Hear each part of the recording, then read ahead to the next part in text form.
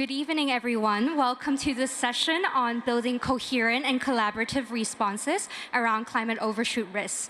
My name is Charmaine Chung, and I am a member of the Climate Overshoot Commission's Youth Engagement Group.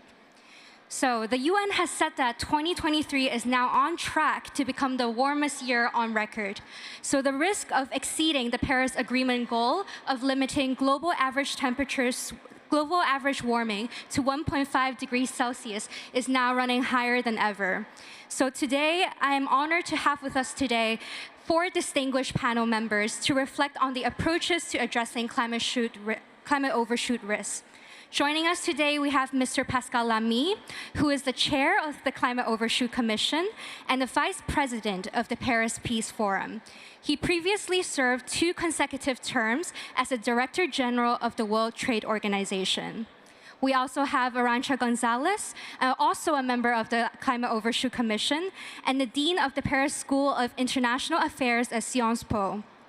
Ms. Gonzalez previously served as Spain's Minister for Foreign Affairs, European Union, and Cooperation. We're also honored to have with us Ms. Stantje van Veldhoven, the Vice President and Regional Director for World Resources Institute Europe.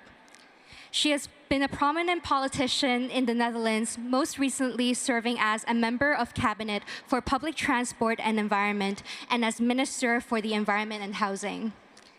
Lastly, we also have Gabriela Ramos, the Assistant Director General for the Social and Human Sciences of the UNESCO. Her work includes the achievement of social inclusion and gender equality, advancing youth development and inclusive growth. So the Climate Overshoot Commission has recently published a report with its own set of recommendations on dealing with climate overshoot risks. Now, in the next 45 minutes, our speakers will first share and reflect on the climate overshoot risk approaches recommended by the Commission, and then we will turn to you, the audience, for questions.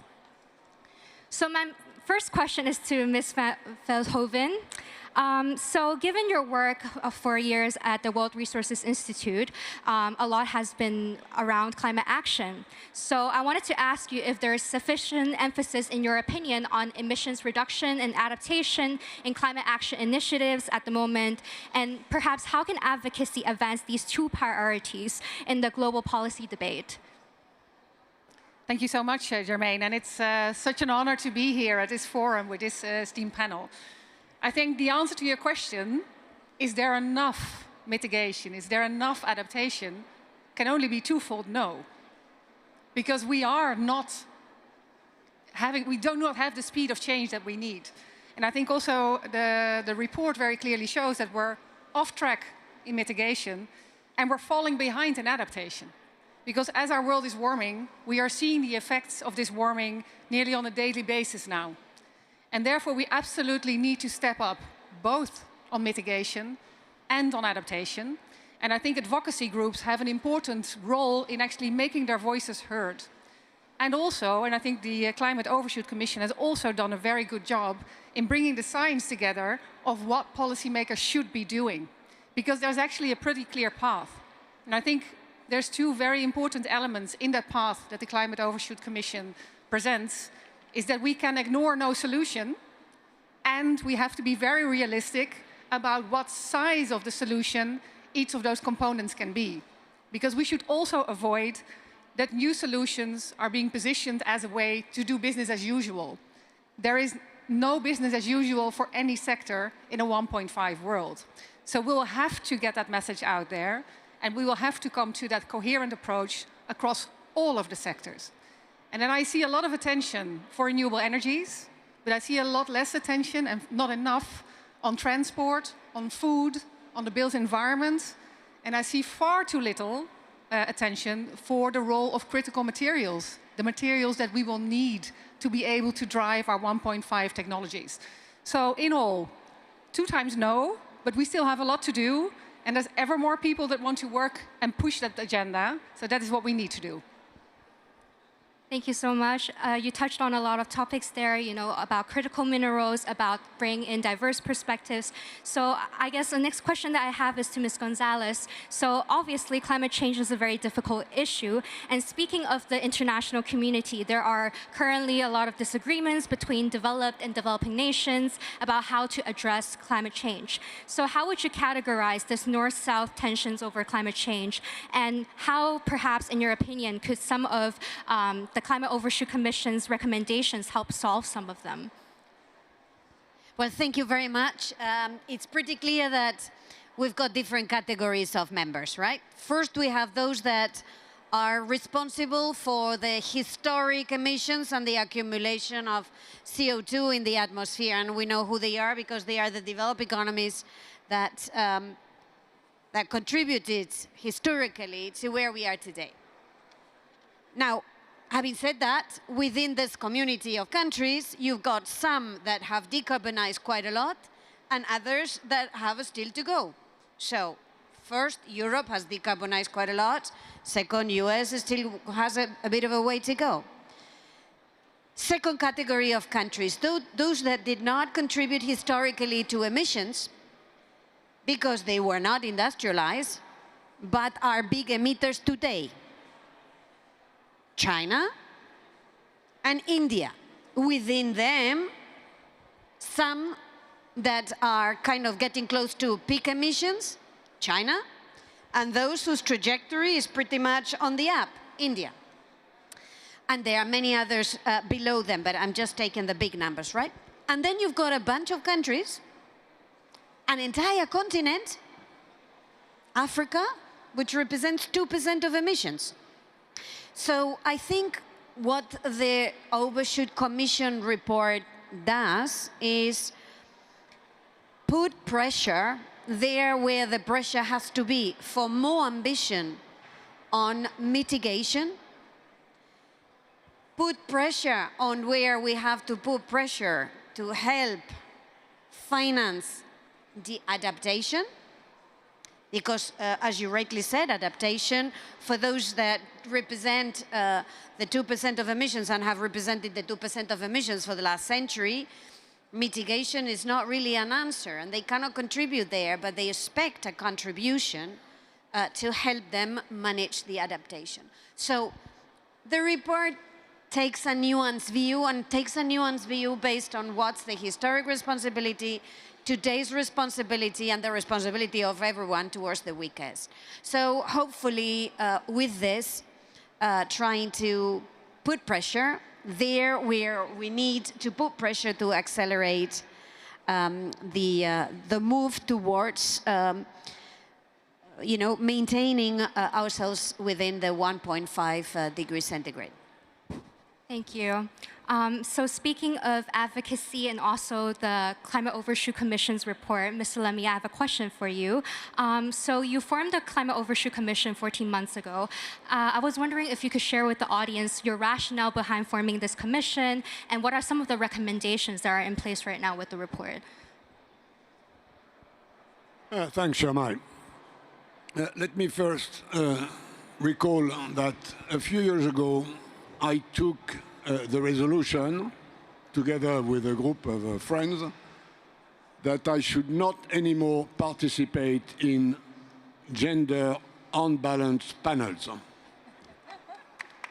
Now, I've been thinking about what should I do this time. At the end of the day, I thought the spirit of my oath would be properly respected tonight. Now, back to your question, Sharmai. The Paris Peace Forum is about finding new solutions to global problems. In a way, diplomats would not find a solution, in a way. Not that they're not useful, but we're trying to explore new avenues. And apart from wars, which are tearing apart this planet, the biggest global problem we have to cope with is climate change. With this unfortunate likelihood that this 1.5 red line is more and more likely to be overshot. I hope it will not be the case. I'm among those with many who will be our utmost for this not to happen. But we have to look seriously at what's happening. And the dynamics are not there. Hence the necessity, given the increasing high risk of overshooting this 1.5, to relook at options for action.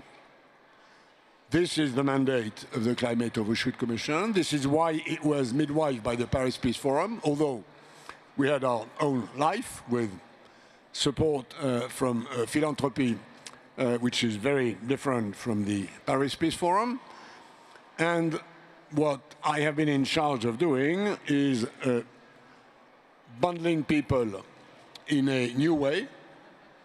For the first time on climate issues, we have a group of independent people coming majority from the South.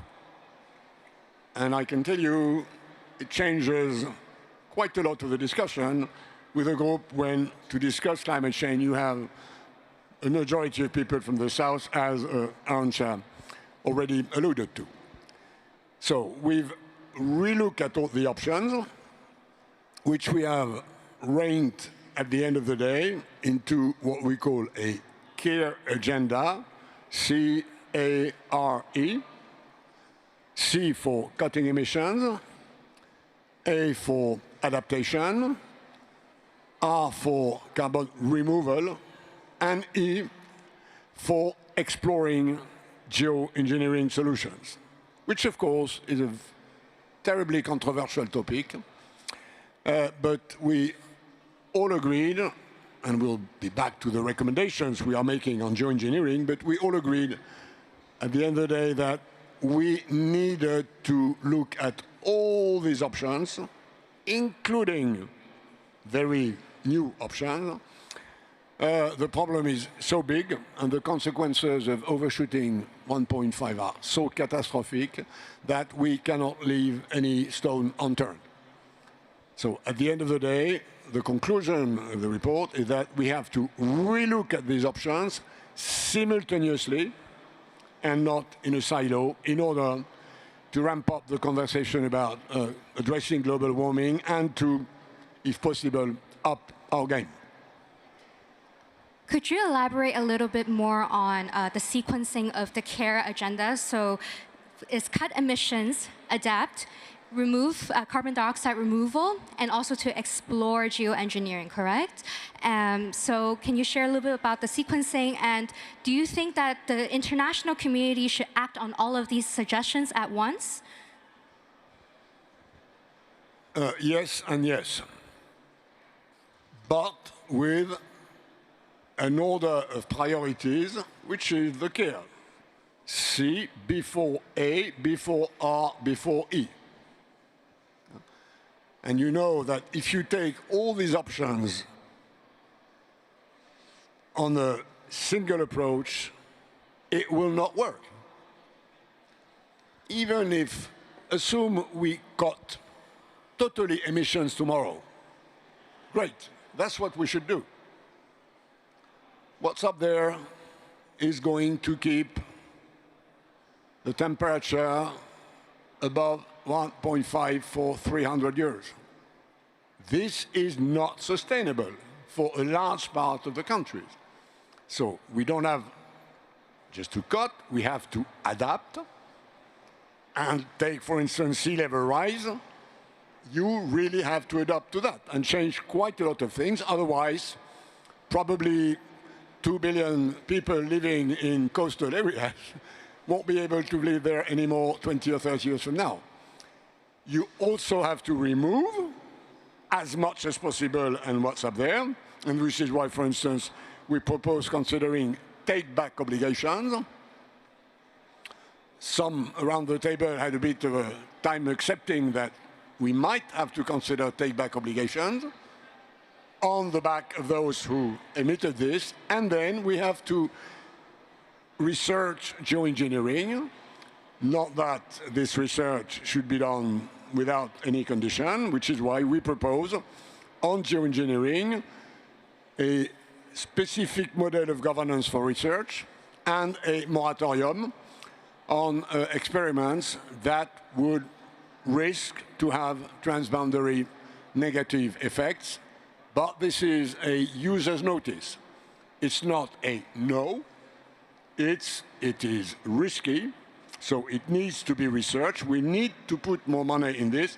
And by the way, this is not that big money compared to the rest, but there are tons of precautions to be taken. And speaking of geoengineering, as Mr. Lamia said, is a very controversial topic right now. So I have a question for you, Ms. Ramos, since you're wearing the UN hat. What does the UN currently say about geoengineering research? What are some of the UN's recommendations on this risk, potential benefits to cool the Earth? And if UNESCO is working on monitoring the ethical framework for research around geoengineering, how does that look like? Well, thank you so much for having me here. And I have to say that I'm very happy that Pascal joined us in this panel. And I'm actually very happy that you chair that commission, because many times what happens with these issues is that people don't know. And there is an asymmetry of knowledge in terms of the solutions that are being explored. And we know, Pascal, you and I, we found ourselves in the margins of the COP27. And we were saying, do you know that the planes are already there and that you can use these geoengineering technologies to go and cover the atmosphere with a filter that can then stop the worst rate? It can be done. The question, should it be done? And more importantly, who takes that decision? Is it going to be taken by those that can make the technological solutions? Is it going to be taken by the countries that have the capacity, the technological capacity to do that? Do we have all things covered in terms of really being so fine-tuning the precise experiments that we will not overshoot and then frozen the world? I mean, there are so many doubts in these technologies that for all the fantastic promises that they can present, because as the report says, we should not just taking away. I don't think that the report is saying, don't look at that. The report is saying, interesting, and in the context in which we are, my previous speakers said it, the context which we are needs all hands on deck, needs all decisions on deck to try to deliver on what we're doing. But as they also said, in terms of the governance, the fact is that this is not happening in the vacuum. We cannot talk about these technologies without talking about the lack of progress on climate mitigation. I cannot agree more than Pascal that climate mitigation is the more important. And then the governance issue that links these two things, the climate mitigation with the technological progress to control the climate warming, is that you can produce this sense of, let's not worry, some moral hazard. If we are going to have these technologies, why should we worry to run and change the way we consume and produce? And therefore, we need really to have a serious conversation. I think that the conversation has just begun. And from our perspective, the social and human sciences of UNESCO have a fantastic mandate. And you know, Arantxa, I told you when I joined UNESCO 3 years ago, they told me, you are in charge of ethics of science and technology. I was like, wow, that's a very big thing. We are also exploring the issues of climate engineering from the ethics perspective. But ethics is nothing more than designing a governance framework that is inclusive, that is sustainable, that is based on science, that is not manipulated, and that really protects everybody from taking those decisions. And when we say we need to have this governance framework to take the decision, then you need to bring an inclusive framework, not only bringing those that know how to do those technological or how to use these technological devices, but also those that don't even know. First, raising awareness. Second, bringing them to the conversation. And this is not only about the economic agents, it's the governments, it's the civil societies, it's the youth. Great to have you here. Because at the end, the intergenerational and distributional impacts are also super important in this governance design. And we are going to be delivering a report that actually we have been exchanging with the Overshoot Commission because we arrived to the very same conclusions. We need more debate, we need more information, we need more awareness, and we need to decide who is going to take those decisions. And for that, we need a very, very solid governance framework. And I hope that we will be working on that score to really move the thing forward. Speaking of a governance framework, the Commission actually recommended a global governance on climate change. So how do you think this should include the emerging approaches such as carbon dioxide removal and geoengineering? There are very, very clear ethical principles that I will include in this governance framework. The first and most important is the precautionary principle. There are too many doubts. There are just too many doubts about the impact of these technologies to be really taken lightly. That's one of the principles that we are talking about. The second principle, as I said, is the distributional impacts and who's taking these decisions. The third one is how do we ensure that the more complicated elements are translated into a conversation that can be having with all of the society. Because these are very complex issues. At UNESCO, we're also in charge of the ethics of artificial intelligence. It seems that this conversation about the governance of artificial intelligence is for those that can have it. But no, because it's affecting everybody. So I feel we need to do that. And we need a lot of research. We need a lot of research. The only problem is that from the perspective of the research, science, investments, it's always the global north.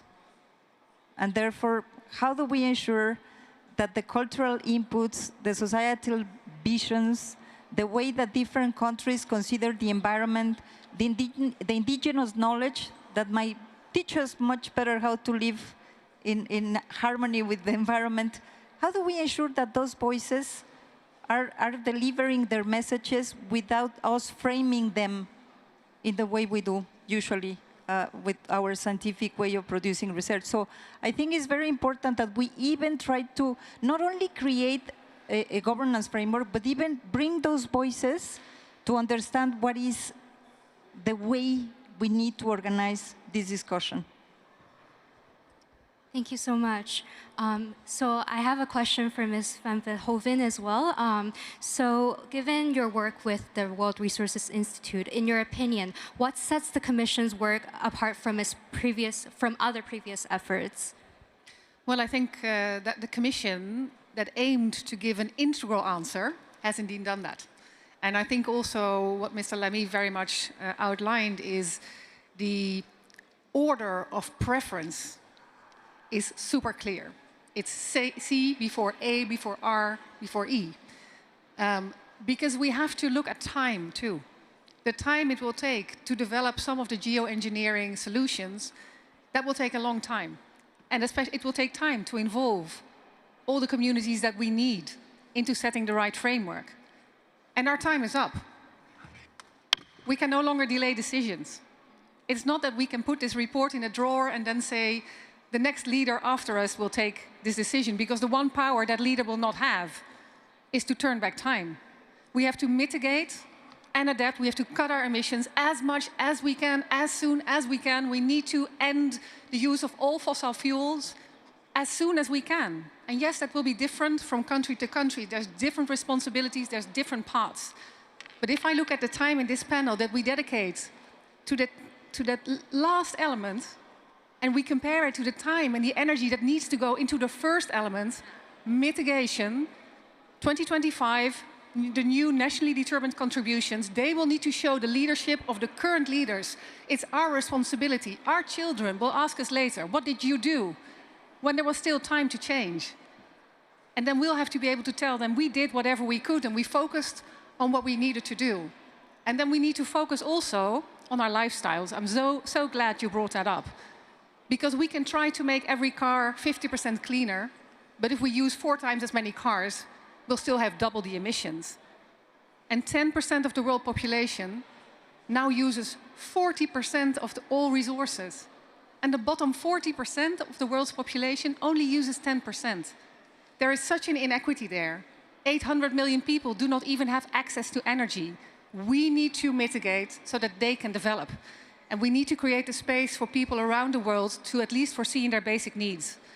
And so the report is very integral, and I think that's super important. And I'm also very, very happy that it puts mitigation and the necessary adaptation as the very first two most important steps that we all need to focus on. Thank you so much. So you mentioned climate action and the fact that we need to act now, but as we all know as well, it can be very costly, especially for developing countries. So perhaps a question I have for Ms. Gonzalez is, what do you feel like could help close this climate finance gap, and what are some of the advocacy tools that you would recommend that you feel like are currently missing?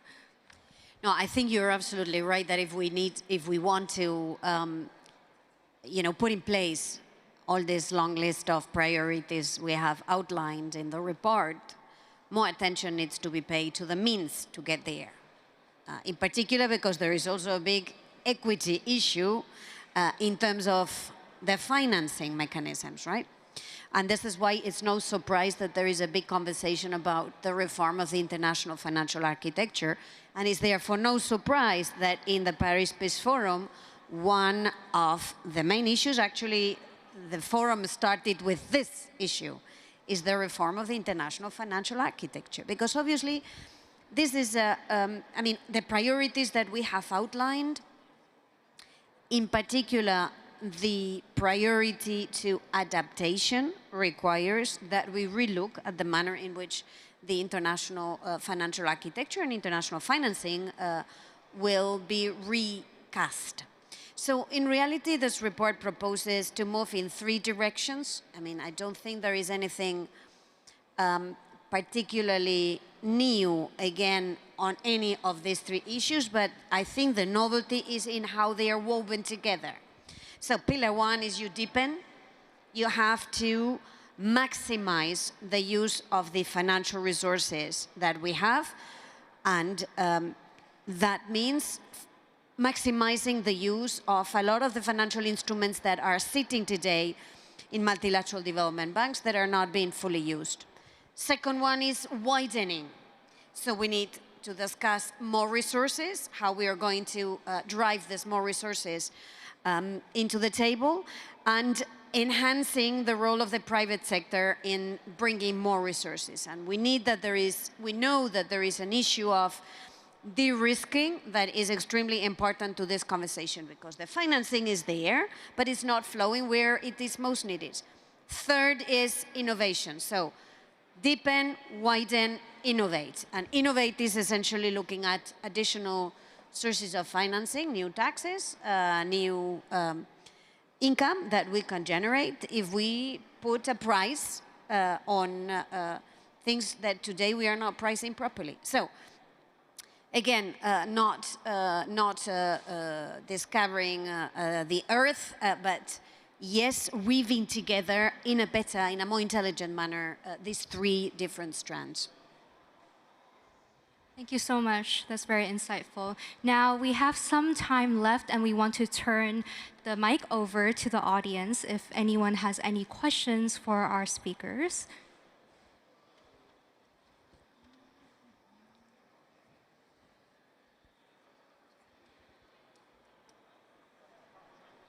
Hi, thank you so much. It's been really great to hear your insights. My name is Zahir. I'm from Bangladesh. But for our dean, I'm also from Sciences Po, so it's great to see someone else here. Anyways, so my question was, you mentioned new ways of financing. But one of the issues I'm having right now is understanding how we've already created new ways of financing, like the loss and damage fund. We don't seem to agree on it. So we're stuck on these issues of adaptation, the A part of the care, but we don't seem to agree on it. So how do you think we can actually, say as a commission or even as multilateral stakeholders, how can we build consensus on these fundamental issues? Thank you so much. Well, the Climate Overshoot Commission devotes a whole chapter to this financing issue. The starting point being, and I think we all agree on that, that for the moment there is zero match between the needs and whatever finance is available, whether it is public finance or private finance. So the problem is enormous, and my experience, and I'm now quite old, is that when you're confronted at an enormous problem, you're sort of paralyzed. And you try to address this problem with old recipes that obviously do not work. Because if they had worked, we wouldn't be there. So I think we really need a revolution in the way we understand, support investment for decarbonize our economies, for adaptation, even for carbon removal, where for the moment you've got a bit of tech, but you don't have the proper economic and financial model. And I'm not pleased with the fact that, for instance, during this June summit, which was organized by France, the idea of a shipping tax, for instance, was not even retained. A shipping tax won't fix this enormous gap, but at least it will give a signal that we are ready to bite a bit of the bullet.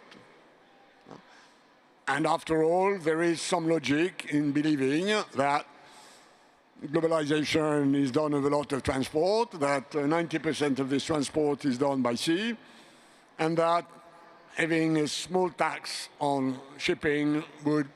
So I think, and this is where we need you. This is where we need the younger generation to say, please do things differently.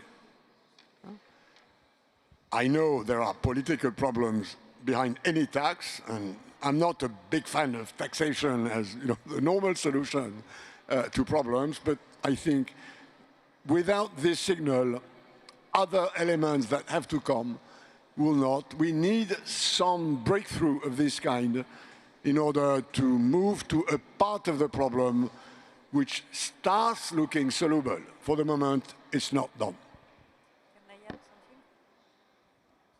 I want to add something because I'm always looking at these debates of how do we channel funds, where are the funds, and I'm not as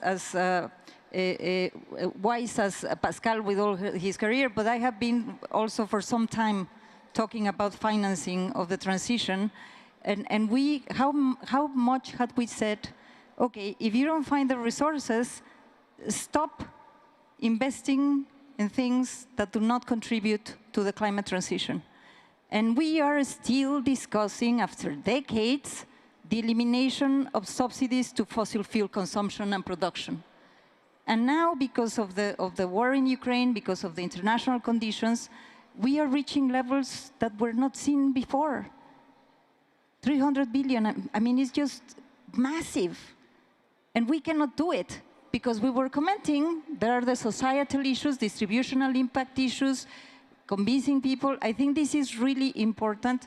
And then, of course, that we need to value the things that we invest.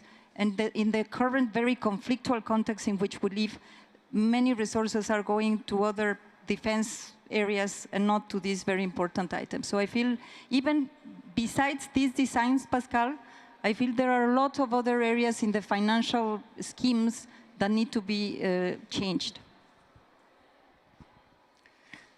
And just to add, because I fully agree with everything that has been said, there's no shortage of money in the world, right? So the question is, why is the money not flowing to the places where it should flow?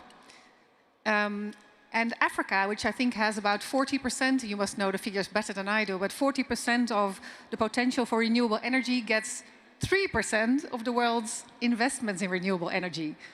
And that figure even went down last year. So there is a fundamental mismatch, actually, in where the money flows. And so I have a feeling that also in the combination of the different instruments that we have, grants to do project development, grants to do de-risking, right? You need public money to do de-risking. And then the private sector that also needs to start playing a role. So in the combination of the different instruments that we have, next to the shipping and next to, let's say, the fossil fuel subsidies question, which is sometimes also an internal question, how do you give the incentives? What are you actually incentivizing the use of? There's many elements to this answer, but I think the underlying dynamic is we need more, we need massively more to go to those regions that have to go through the biggest transformation yet, if we do not want them to end up with obsolete coal-fired power plants and all of us in a warm climate. Thank you so much. I was wondering if, yeah? Are there any questions? Yeah. Good. Yes. Stuart Patrick from the Carnegie Endowment for International Peace. The question I have is, does the Commission's report spend much time dealing with the fact that we face two environmental emergencies, a biodiversity emergency at the same time as a climate emergency? And to that end, does it address nature-based solutions, both in terms of emissions reductions, adaptation and resilience, and then, of course, a role that they have to play in carbon dioxide removal? Thanks. Yeah, the answer is yes, and we've been spending a lot of time on this while trying to move the conversation from the classical nature-based solutions or industry-based solutions to a more scientifically relevant conversation between capturing and storing organic carbon or non-organic carbon. The real scientific approach is this divide. And then you realize that both ways to capture or to store carbon have both their pros and cons. In other words, why I love nature-based solutions, and they have a very wide public support, because planting a flower or a tree is something that emotionally looks nice. If you look very seriously, scientifically to all this, it's not the silver bullet. You have to combine nature-based solutions, as you said, and I mean, organic carbon, with the huge benefits these methods have, notably with socioeconomic positive benefits, like farming, for instance. And if you start moving farming to ways to store carbon in the soil instead of depleting the carbon that's in the soil, then you have a big benefit that goes just beyond the climate change. So in a way, yes, and we do recommend to put more focus on, let's say, green farming. The problem being that not all farming is green. But if the solution is, is green farming a large part for a large number of people on this planet to improve global warming, the answer is yes.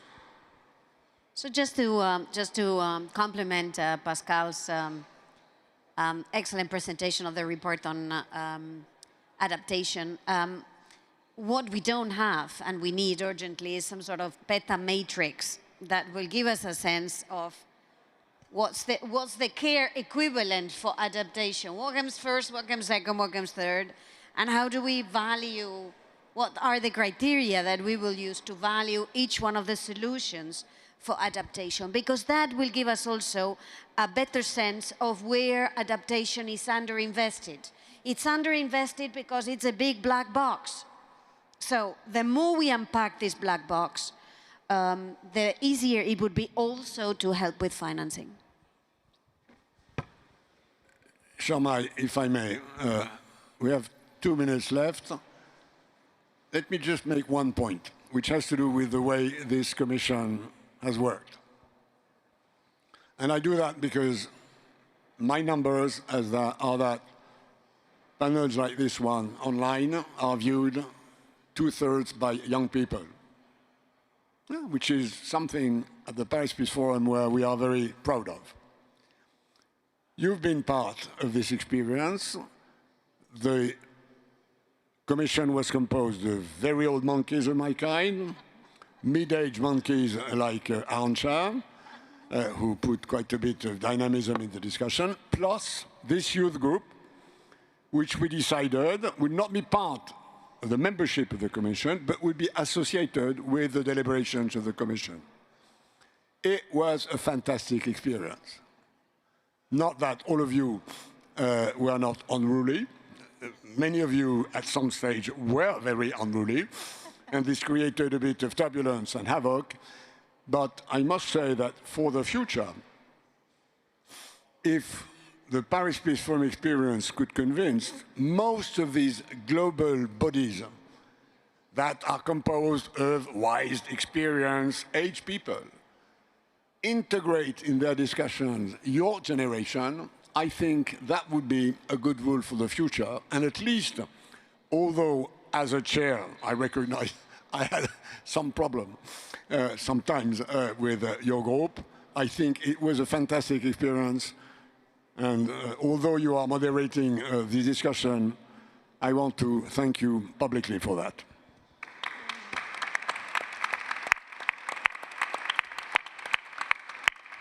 Thank you so much, Mr. Lamy. It's actually my first time moderating a panel, so thank you for the opportunity. Yeah, and thank you. So to conclude the session, thank you so much for the 4 panelists for joining us today. And as our panelists would agree, it should always be emphasized that our primary means to combat climate change should always be through the reduction of greenhouse gas emissions. But now it is increasingly evident that the world should start discussing and perhaps exploring all these additional approaches to reduce risk of climate overshoot. So in contemplating these approaches, as echoed by Mr. Lamy, it is important that we have dialogue, have discussions, and to make sure that everybody, including youth such as myself, has a seat on the table in these conversations on climate overshoot. And I want to thank you all today, especially the panel members for joining us in this room, the audience for the engagement, and I hope that we could continue to advance these conversations in platforms like this, online or on the streets or through conversations with your family and friends, and continue working on combating climate change together. Thank you so much.